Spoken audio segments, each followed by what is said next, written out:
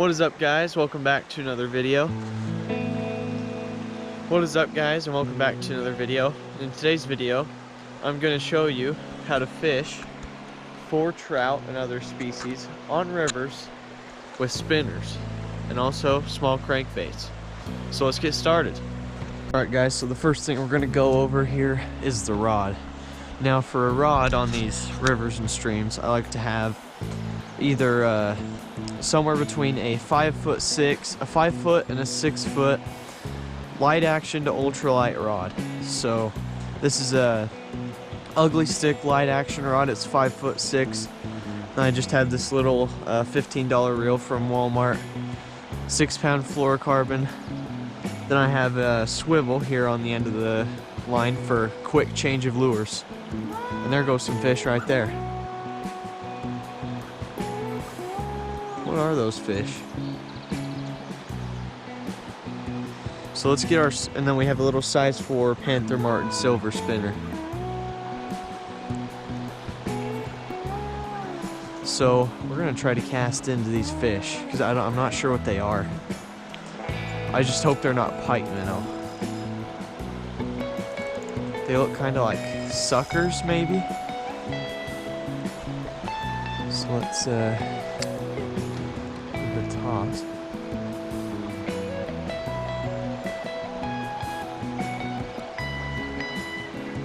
Yeah, I think those fish might have been suckers because I've seen suckers behave like that before.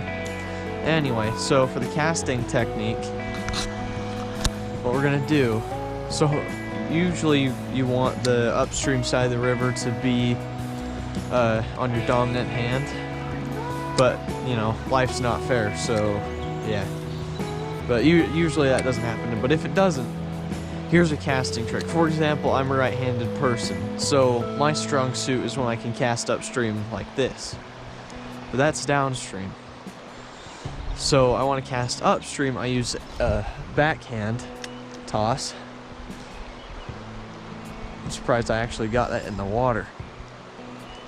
Oh, I'm not in the water, I'm in the tree. I was in the water for a second. And there's my spinner somewhere in the bush. There we go. It's got leaves on it. But yeah, don't cast like that. Oh man, now the hooks are all bent out. I'll have to fix it with my pliers real quick. Mash the hooks back into place.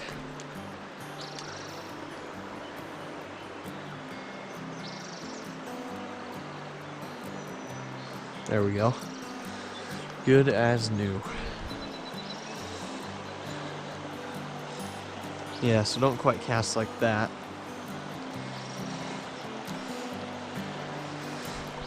You want to just do a backhand toss.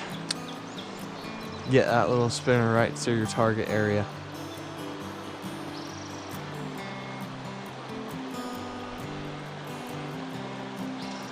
And in this case, this is a super shallow section of the river, so I don't know if I'm going to catch anything. But trout and other fish like to hide in the shallows, so you never know. Then just retrieve it at a moderate pace. And right here it looks like it's a little calmer water, so I'm going to try a few casts down there too.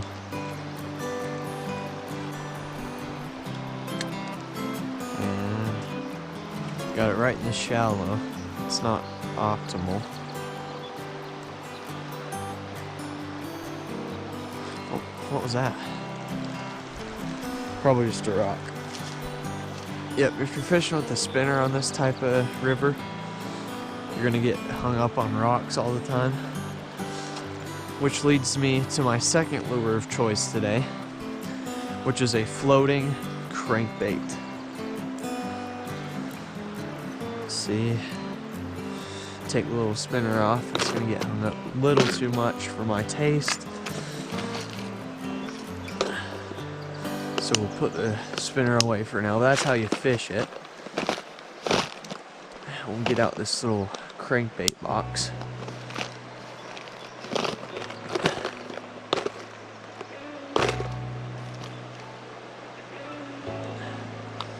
So I'm gonna go with the size, let's see, I'll go with the size 5 for now. It's like basically the middle size 5 is, if the box doesn't fall. I'll go size 5 in a brown trout pattern, because that one works really well in my area, in my local streams. So untangle these hooks.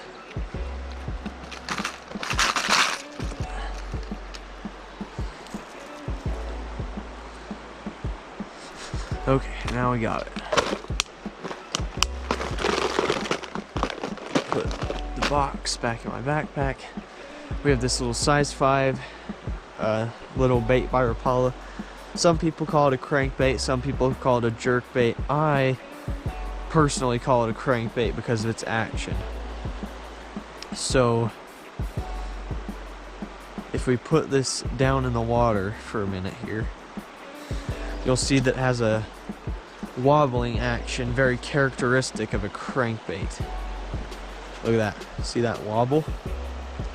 May not be able to see it, but it has this really just tight little wobble, and it's great for fishing. It's great for catching all kinds of trout, and all kinds of other stuff like bass, perch sometimes. Mostly spinners catch perch. That's a topic for another video.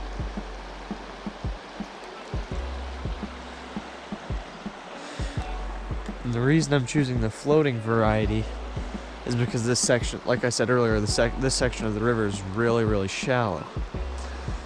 And these floating crankbaits dive really, really shallow, and that's what you want, so you don't get hung up on rocks as much. Oh, there go those little fish again. Let's see if they want this. Oh, that was a tap.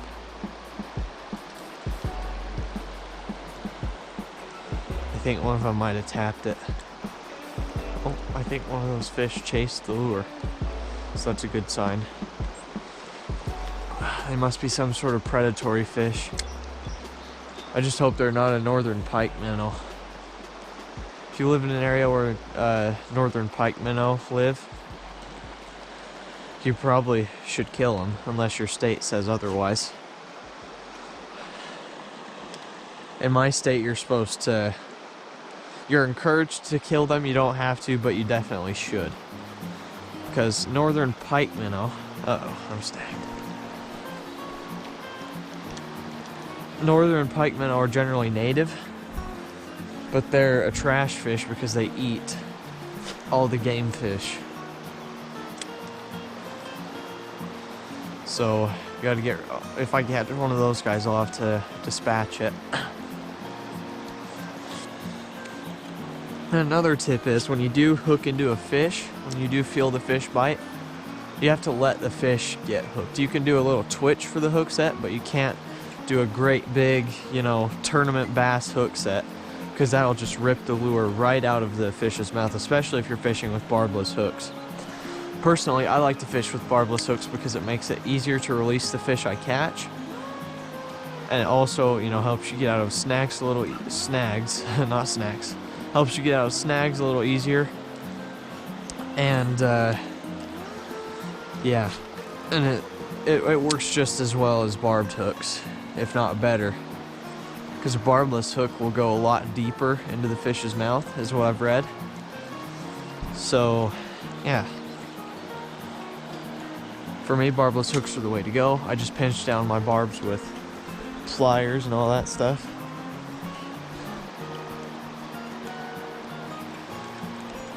Sometimes I'll file down barbs if I'm in an area where the regulations call for barbless hooks, just to make sure that that barb is completely gone. But I can make an entire separate video on how to pinch down barbs. Now, if you're in a really rocky area in a stream, the way you can tell a rock from a bite is a rock will just kind of be this thump on your line, but a fish will be like like a series of taps indicating that there's a fish on. You see, with these lures, the hooks do most of the work, so you really don't need to have a driving hook set like this. You can do that, and that'll just hook them a little better. Or you can just let the lure do all the work, because generally it will. Sometimes it won't. Generally it will. It depends on the quality of your lure, I suppose.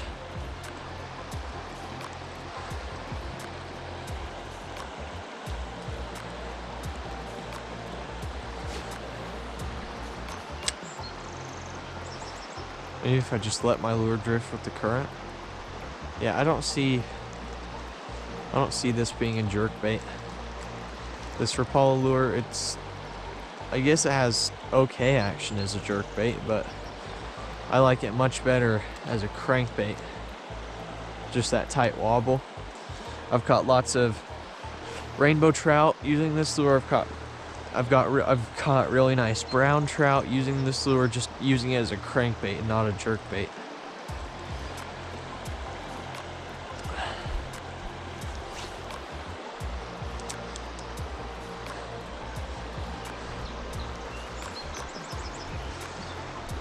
But usually when I'm in a deeper spot on the stream, I'll show you what lure I use, because it's a little different than the floating one by Rapala.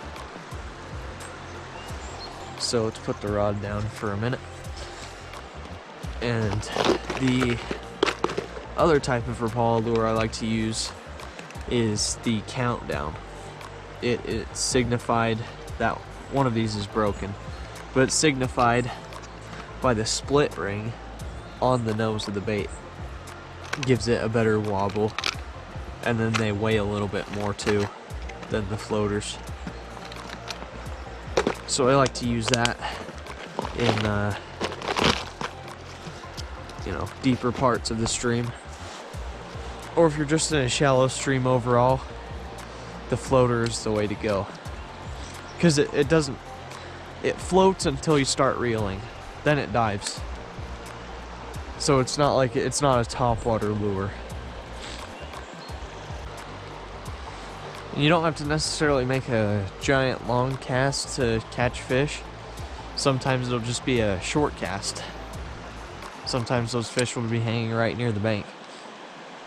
For example, let's see, it was a while ago, video posted in mid-July, where me and my dad were up on a ultra clear trout river in the mountains.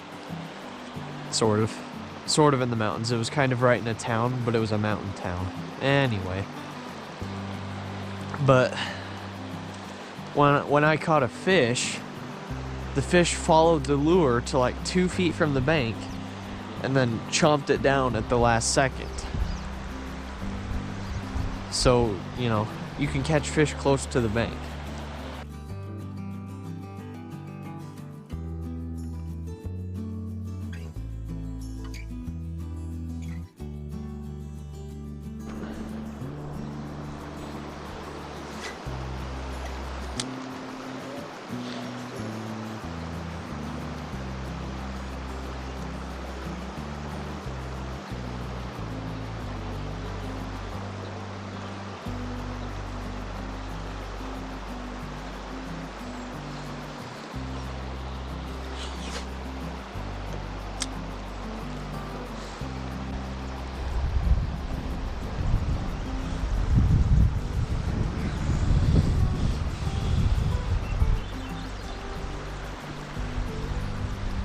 Oh, there's a fish. I got a fish. Oh. Tiny little rainbow. Oh, okay, buddy. It's a tiny little rainbow. Look at that. Okay, come here, buddy. Guys, first fish of the day, tiny little rainbow trout. There he goes. Wow, yeah, that hook set kind of threw him onto the bank. Well, guys, that was a surprising little fish.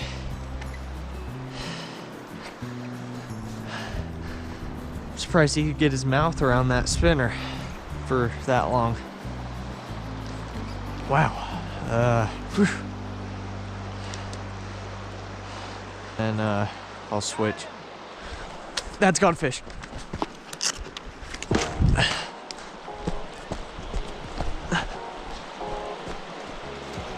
Let's see what Dad's got.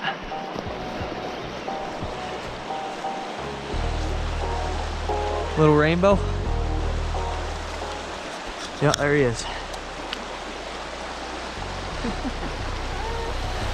There he is. Nice, Dad. Very good. These are monsters, huh? Yeah. Hey, they're fish. That was a number 5 Rapala. Jade! Jade, come here.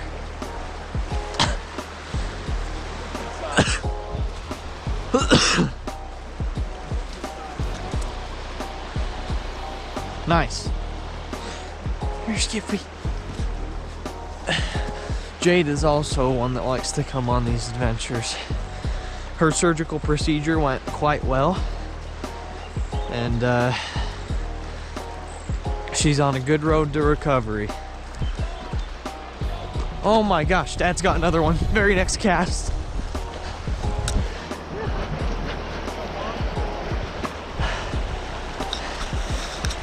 Another tiny, tiny rainbow trout. Uh-oh. Need pliers? No, I got it. There he goes.